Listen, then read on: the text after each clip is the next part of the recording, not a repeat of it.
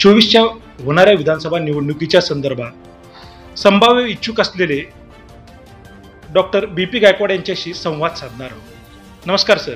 नमस्कार सर, आपण आपला परिचय काय आहे? मी डॉक्टर बाबूराव पांडुरंग गायकवाड, सेवानिवृत्त सहसंचालक आरोग्य सेवा महाराष्ट्र राज्य. मी 2008ला सेवानिवृत्त झालो. राहणार याच तालुक्यातला म्हणजे उमरगा लोहारा तालुक्यातला वडगाव गांजाचे या गावचा रहिवासी आहे.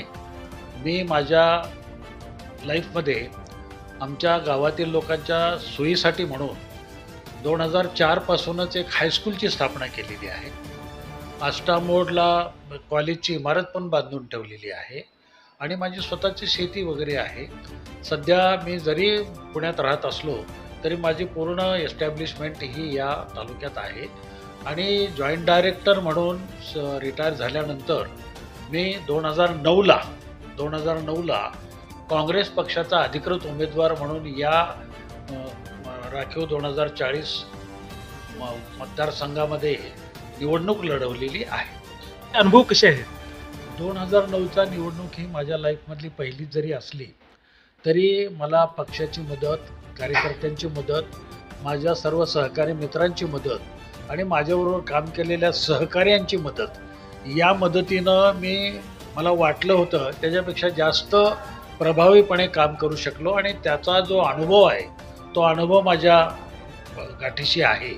आणि पहिलीच वेळ असली तरी मी 2009ला पक्षाचं सहकार्य आणि या सगळ्या लोकांचं सहकार्य आणि माझं स्वतःचा स्वभाव आणि सगळा मित्रपरिवार याच्यामुळे मी 65,400 मतं इतकी घेतली होती आणि फार मार्जिनल मताने माझा पराभव झाला होता.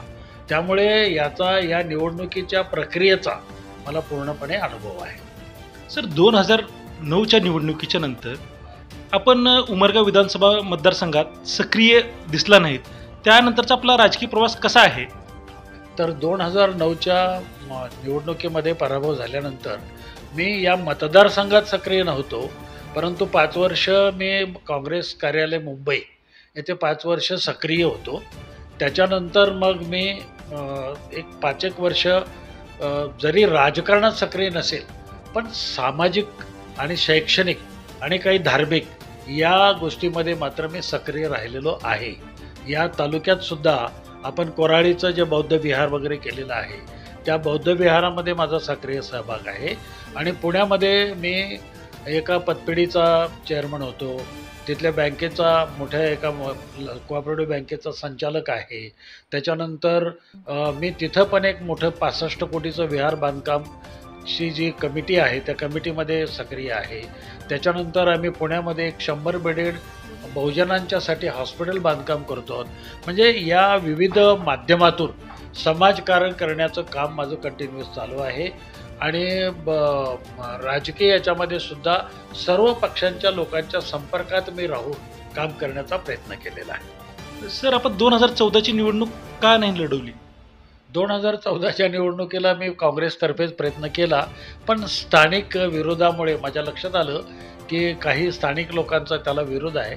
लोकांचा म्हणण्यापेक्षा स्थानिक कार्यकर्त्यांचा विरोध आहे हे लक्षात आल्यामुळं परत एकदा पराभवाला सामोरं जावं लागेल या भीतीपोटी मी ते 2014ची निवडणूक लढवली नाही.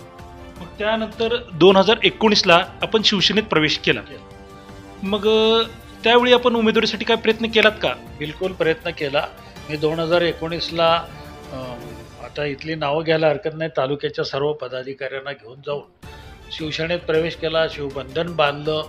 मी आमदारकीसाठीची मुलाखतसुद्धा म्हणजे शिवसेना भवनमध्ये दिलेली आहे आणि मला माझं नाव ते तसं आत्ताच्या प्रेझेंट आमदाराचं पहिलं आणि दुसरं नाव माझं होतं. तर त्यांनी सांगितलं होतं की जर यांना आम्ही उमेदवारी दिली नाही तर तुम्हाला 100% उमेदवारी देऊ. त्यामुळे त्यावेळेला उमेदवारीपर्यंत प्रयत्न शिवसेनेकडनं मी केलेला होता. त्यावेळेचे आपले जुने सहकारी 2019चे आमदार ज्ञानराज चौगुले यांच्या कामावर आपण समाधानी आहात का? म्हणजे जी अपेक्षा होती तेवढा समाधानी नाही. अपेक्षेप्रमाणे काम झालं नाही. जे प्रशासकीय काम असतं, रुटीन जो विकास होत असतो तोच झालेला आहे. वेगळं चमक दाखवण्यासारखं वेगळं काही प्रयत्न करून विकास केला आहे अशा प्रकारचं काम मला काही दिसत नाही. आणि सध्या जे राज्यात सर्वाधिक चर्चेचा विषय आहे लाडकी बहीण योजना, त्या संदर्भात आपलं मत काय आहे? लाडकी बहीण योजना ही टिकाऊ योजना नाही, कारण जो 45 ते 47,000 कोटीचा शासनाच्या तिजोरीवरती भार पडणार आहे, तो जर चालू ठेवला तर अनेक नियमित योजनेवरती परिणाम होईल असं माझं मत आहे. महिलांना पैसे देऊ नये या विचाराचा मी नाही, त्यांना मदत करावी, परंतु ती आता केवळ बिलो पॉवर्टी लाईन 2.5 लाखाच्या आतल्या उत्पन्नाच्या महिला असं घडताना दिसत नाही. तर निवडणुकीचा हेतू समोर ठेवून ITRचे रिटर्न्स म्हणजे इन्कम टॅक्स रिटर्न भरणाऱ्या शासकीय कर्मचाऱ्याच्या बायकांना सुद्धा लाडकी बहीण योजना लागू केली जाते. त्याच्यामध्ये हेतू वेगळा वाढतो, तो निवडणुकीचा वाढतो, महिलांना मदत करण्याचा वाटत नाही. त्यामुळे महिलांना मदत करण्याची रिअल मदत जी आहे, ज्या 2.5 लाखापेक्षा कमी उत्पन्न असलेल्या ज्या महिला आहेत त्यांच्यासाठी मदत द्यायला माझी काही हरकत नाही.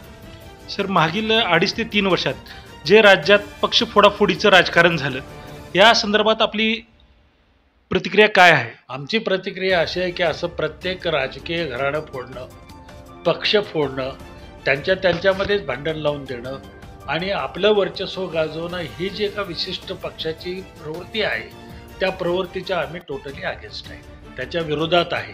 हे करणं योग्य नाही. त्यामुळे पक्षामध्ये फूट झाली, समाजामध्ये फूट झाली, जातीमध्ये फूट झाली आणि सामाजिक सलोखा संपतो काय अशा प्रकारची वाईट परिस्थिती राज्यामध्ये निर्माण झाली. त्याच्याविषयी आपलं मत चांगलं नाही.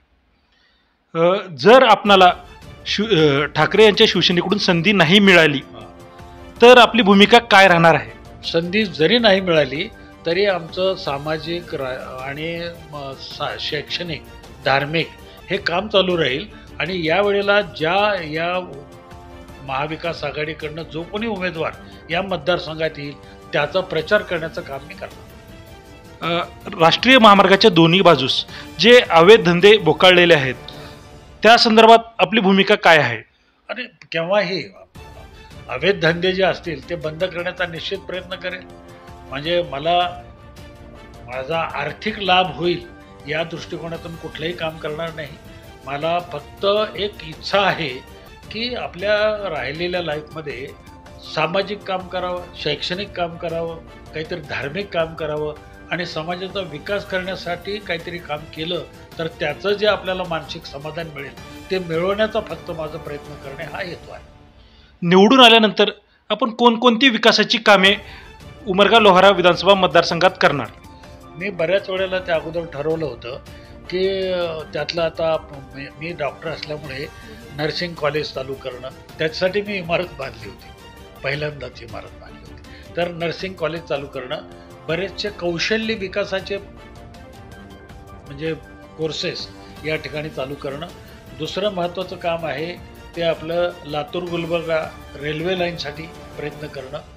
आपल्याकडचा जो MIDC आहे त्याचा विकास कसा करता येईल या दृष्टिकोनातून प्रयत्न करणं आणि कृष्णा खोरे याच्यामुळं जो आपल्या जिल्ह्याला पाणी पुरवठा होणार आणि शेतकऱ्याचा विकास होणार आहे ते कृष्णा खोरे मार्गी कसा लागेल या दृष्टिकोनातून प्रयत्न करेल. आपले तत्कालीन मित्र असलेले ज्ञानराज चौगुले बद्दल यंदाच्या निवडणुकीचे जे अंदाज आहेत ते चुकणार की बरोबर लागणार? आता मी जेव्हा प्रयत्न करतो तेव्हा ते चुकणार. आपण 2009च्या निवडणुकीचा बदला घेण्यासाठी संधी शोधत आहात का? आता ह्या राजकीय परिस्थितीमुळे बदला घेण्याची संधी मिळाली असं माझं मत आहे. धन्यवाद गायकवाड साहेब. आपल्याला पुढील राजकीय कारकिर्दीस आमच्या शुभेच्छा आहेत.